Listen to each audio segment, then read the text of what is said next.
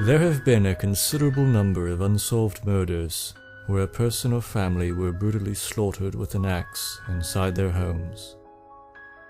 These murders all took place between 1879 and 1922, a span of 43 years, the length of an average man's working life. Yet all of them have remarkable and chilling similarities to each other.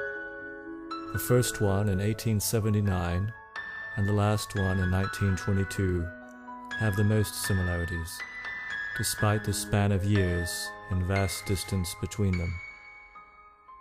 There appears to be a chance that all of these horrific slayings were committed by the same person, who could have been spree killing on and off from his 20s into his 60s. 1879. Martin and Susan Dufour were an elderly couple living alone in a home on Iceville Road on the outskirts of Atlanta, Georgia in the USA. They were well liked in the community, and it was said of them that they had not a known enemy in the world. On the rainy night of Friday, July the 25th, 1879, they were both brutally murdered in their beds with an axe. The attack was so savage and violent that they were both nearly decapitated. The axe used in the attack was later found in the fireplace, covered in ashes and blood. The chilling fact that emerged during the investigation is that it appeared the killer or killers were hiding inside an upstairs room for a day or two before the murders. They found human excrement and muddy footprints indicating entry through a window. The killer or killers waited until Friday night before creeping downstairs to slaughter Mr. and Mrs. Dufour. Barefoot footprints were also found from the house to the woodshed, where the killer or killers retrieved the axe on that rainy night. Robbery was not the motive, as many valuable things remained untouched, including the owner's stash of silver, which was in plain sight. It also appeared that the murderer or murderers were in no hurry, and helped themselves to some food and milk in the kitchen, either before or after the slayings.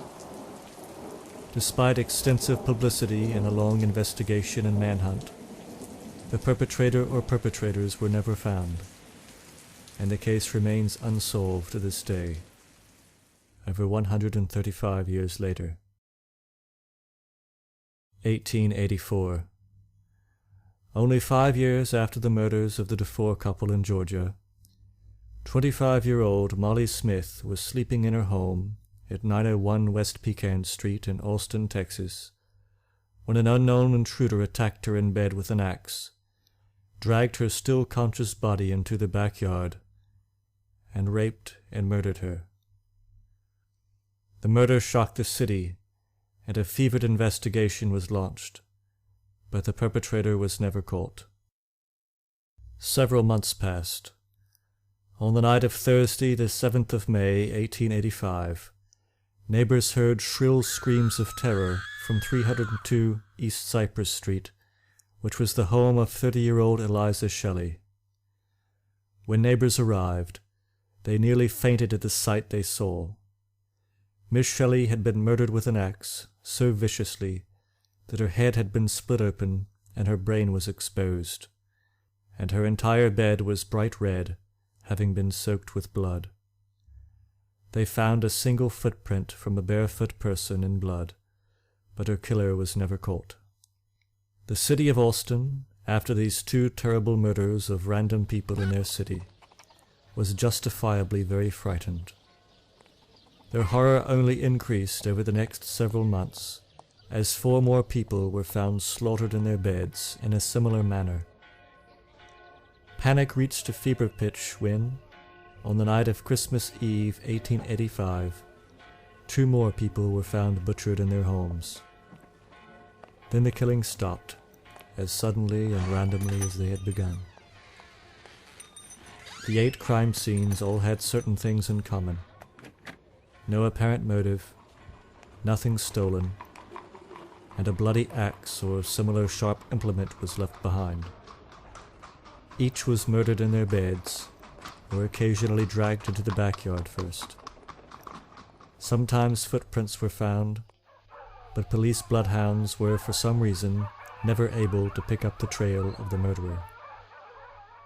Another chilling detail is that in every case, no nearby dog ever barked or raised an alarm, even those that were fenced in close to the house.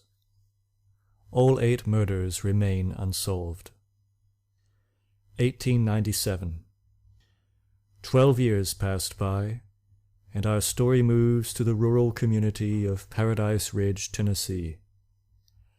At about 10 p.m. on the night of Tuesday, the 23rd of March, 1897, a local man went to get a glass of water before bed, when he noticed a strange glow about a half-mile in the distance.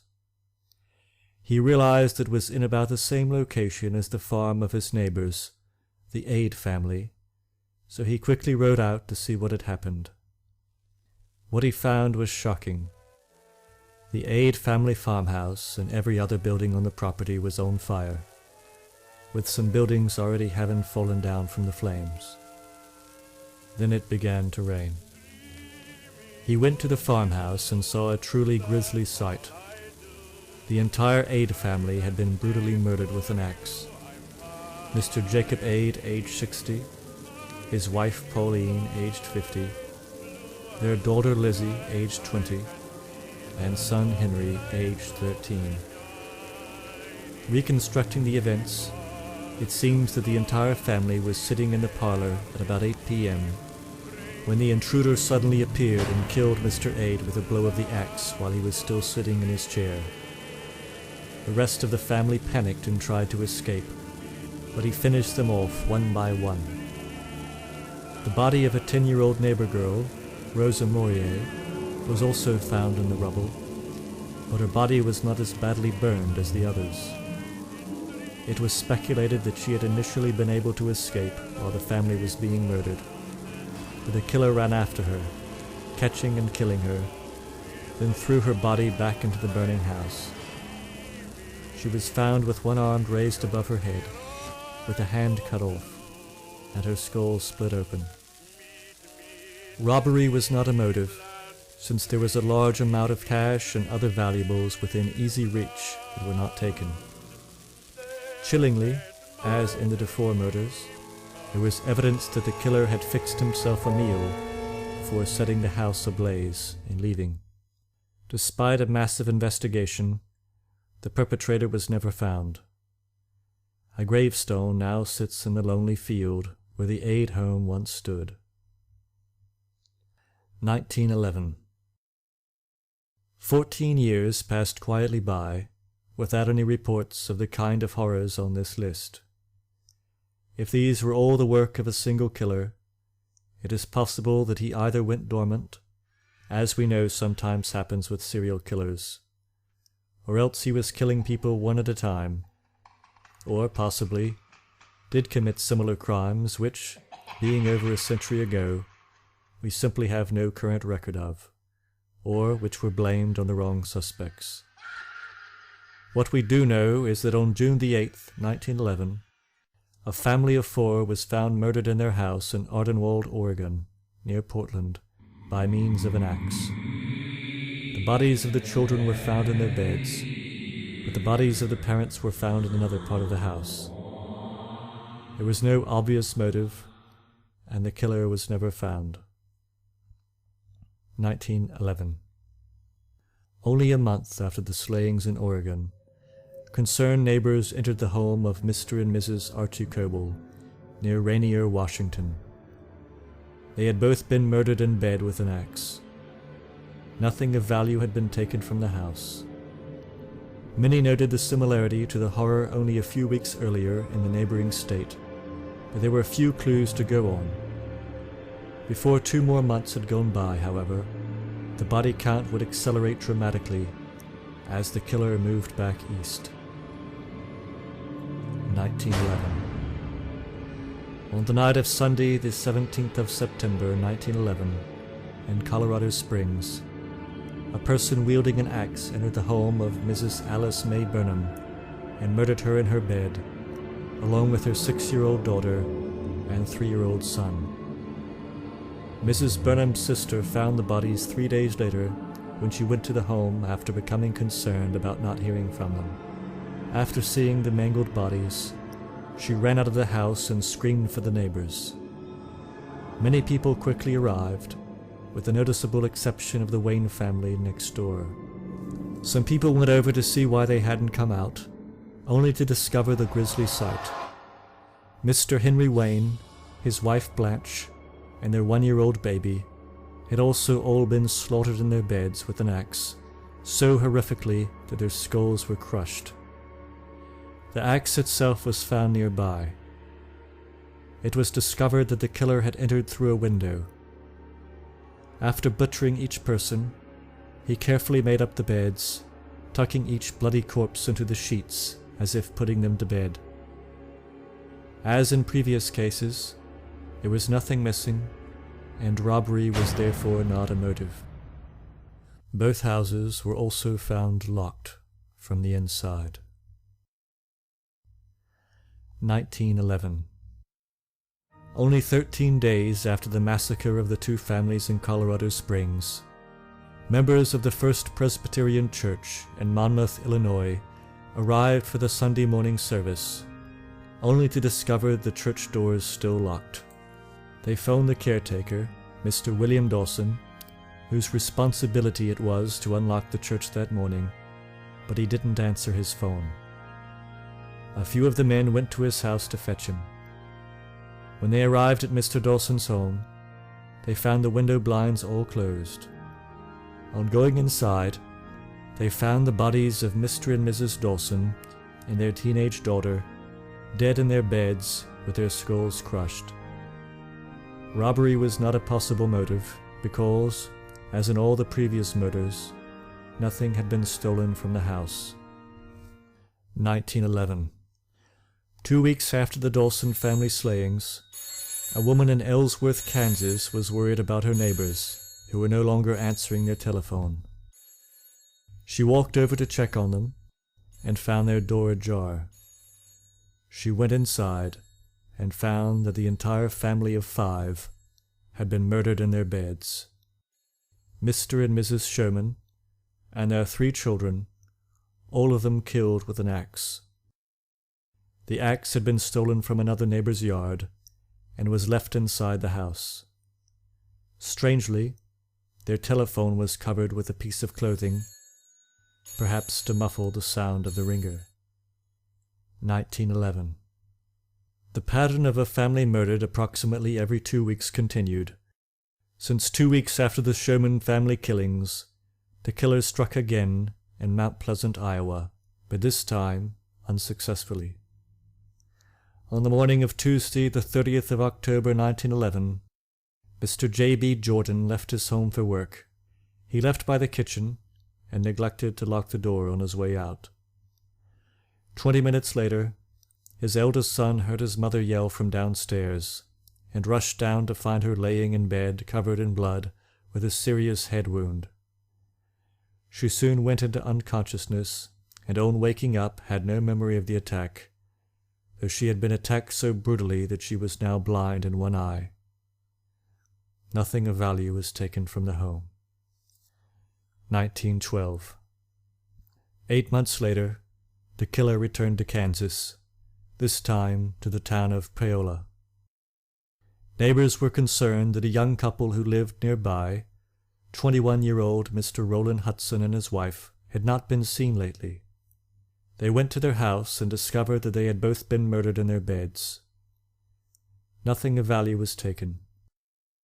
One of the window screens had been cut and set aside so that the killer could obtain entry to the house. Very creepily, the same night as the Hudson murders, another family in the same town awoke to the sound of a lamp crashing to the floor somewhere inside their house. A man was then seen leaving. They later discovered that he had entered through a window. The local sheriff believed that this had been the same home invader responsible for the previous murders. one can only say that this family was very fortunate. 1912. Less than a week after the previous murders, the killer returned to Iowa, to the town of Villisca. On the morning of Monday, June the 11th, 1912, Mrs. Mary Peckham went to check on her neighbors, who were not out doing their morning chores as usual. She knocked on their door, but received no answer. Most people kept their homes unlocked in this day and age, especially in farming communities, so she tried the door handle, but it was locked. She called over another neighbor who had a spare key, and after going inside, they discovered the horrible crime scene. The entire Moore family had been annihilated. Mr. Josiah Moore, aged 43, his wife Sarah, 39, their daughter Catherine, aged 10, and their 3 sons, Herman, aged 11, Arthur, 7, and Paul, 5. In addition, 2 girls, sisters, who were having a sleepover with the Moore daughter, were also butchered. Lena and Ina Mae Stillinger, aged 8 and 12 respectively. Mr. Moore had received so many horrific blows to his face that his corpse was unrecognizable, and his eyes were missing. The killer had swung the axe so fiercely that there were gouge marks on the ceiling from the upswing. The bloody axe was found in the room downstairs where the girls had been sleeping. One of the girls had apparently woken up during the attack, since she had a deep wound on her arm as though she had held it up in defense. Every mirror in the house had been draped and covered with pieces of clothing. In addition to the axe murders themselves, 3 additional details are eerily similar to the slaughter of the DeFore couple in Atlanta 33 years earlier. Firstly, nothing was stolen. Secondly, it appeared that the killer spent time just roaming around the house afterwards, even preparing himself a plate of food in the kitchen. Thirdly, and most eerily, evidence suggested that the killer had hidden in the attic for some unknown period of time before the murders, smoking cigarettes and waiting for the family to go to sleep, before coming out to slaughter them. Despite a 10-year-long intensive investigation, which included the participation of the nation's leading criminologists, the murderer was never found. Update. In 2015, a ghost researcher who was staying in the house overnight suddenly stabbed himself in the chest at 1 a.m., surviving but with serious injuries. He said he did not know why he did it, but just felt the urge. 1914. 2 years after the massacre in Villisca, a family in Blue Island, Illinois was found murdered in their beds. Mr. Jacob Misklick, along with his wife, adult daughter, and grandbaby. Nothing was taken, and no one was caught. 1918-1919. 7 people were murdered with an axe in and around New Orleans, Louisiana, between May of 1918 and October of 1919. Most victims were killed in bed after the perpetrator broke into their homes at night. As with the previous murders, nothing of value was taken, even when valuables were in plain sight, and the axe blows were almost exclusively made to the faces and necks of the victims. The bloody axe in each case was typically found nearby. There was no known motive to these slayings. One new factor that appeared in these killings is that the murderer sent a chilling letter to the police, taunting them. It read, in part, "Esteemed mortal, they have never caught me and they never will. They have never seen me, for I am invisible, even as the ether that surrounds your earth. I am not a human being, but a spirit and a demon from the hottest hell. When I see fit, I shall come and claim other victims. I alone know whom they shall be. I shall leave no clue except my bloody axe, besmeared with blood and brains of he whom I have sent below to keep me company. Let them, the police, not try to discover what I am. For it were better that they were never born than to incur the wrath of the AXEMAN. I don't think there is any need of such a warning, for I feel sure the police will always dodge me, as they have done in the past. They are wise and know how to keep away from all harm. Undoubtedly, you all think of me as a most horrible murderer, which I am, but I could be much worse if I wanted to. If I wished, I could pay a visit to your city every night. At will, I could slay thousands of your best citizens, for I am in close relationship with the Angel of Death. I have been, am, and will be the worst spirit that ever existed either in fact or realm of fancy. The AXEMAN. In the letter he also wrote that he would spare any family that was heard playing jazz music at a high volume. 1922. New Orleans, the last known city where this serial killer operated, was and is a major port city with vast amounts of international shipping traffic every day. It is not inconceivable, then, that after the infamous murder spree in that city, with its unprecedented amounts of publicity, that the killer might seek escape to a new country.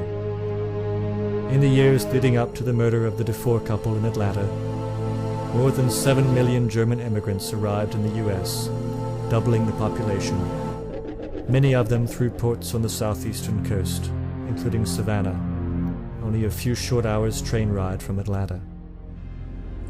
Could a German immigrant have come to the U.S. as a young man, committed these terrible slayings on and off over the course of his adult life, only to return to his homeland when approaching retirement age? Who can say for sure? In any case, only 4 years after the slaughters in Louisiana, another ghastly crime happened in Germany, which in practically every detail matches those of the previous horrors. A German farmer, Mr. Andreas Gruber, who lived near Hinterkaifeck in Bavaria, told one of his neighbors that he had seen footprints in the snow leading from the edge of the forest to his house, but none leading back.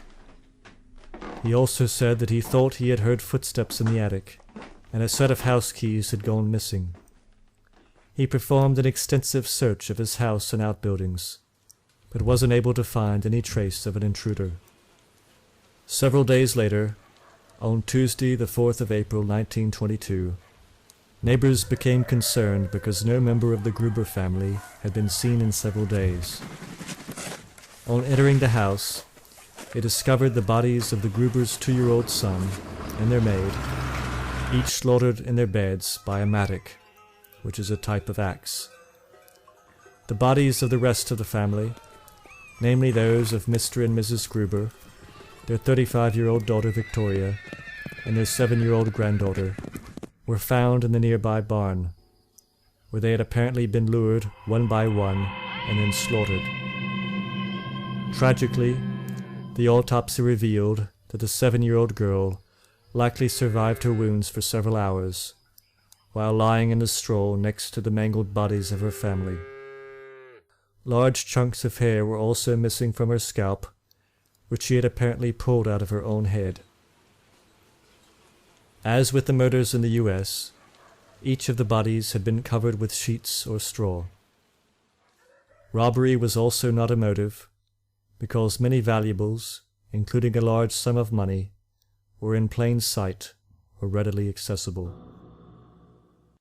Chillingly, it also turned out that the killer did not leave immediately, but stayed in the farmhouse through the weekend. Meals were eaten, and those passing by remember seeing smoke rising from the chimney over a day after the family was killed. Investigators noted that it seemed the killer was unusually well skilled with the use of an axe, since all of the blows were very precise and confidently delivered. Over 100 suspects were interviewed, but no one was ever arrested due to lack of evidence. The heads of the victims were sent to Munich for evaluation, but at some point they were lost, and so the headless bodies of the victims now rest in their graves. It later came to light that 6 months before the atrocity, the Gruber family maid had quit, claiming that the house was haunted.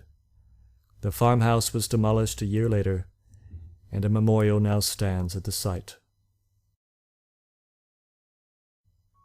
Postscript. If all of these crimes were the work of the same serial killer, then he murdered, at minimum, 61 people. Someone as cold-blooded and maniacal as him no doubt killed many more who were never accounted for, or for which records have been lost.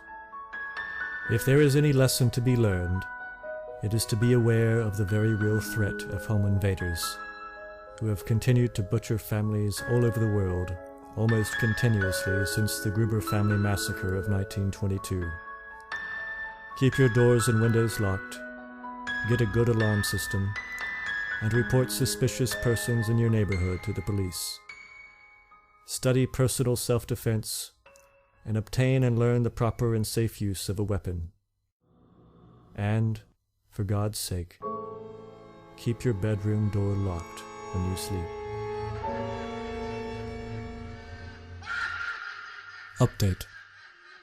Recently, an old and broken-down military frigate was taken into dry dock in order to be scrapped.